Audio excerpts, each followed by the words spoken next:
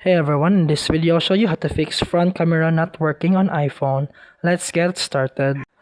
Close and reopen the camera app. Swipe up from the bottom, then find the camera app and swipe it up, close it.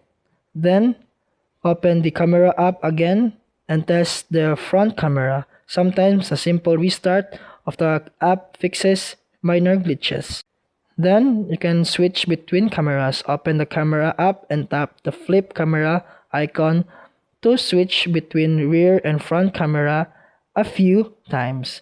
Then check if the front camera starts working. This can help the iPhone refocus the camera module. Press and hold the side button, then plus volume button until the power off slider appears.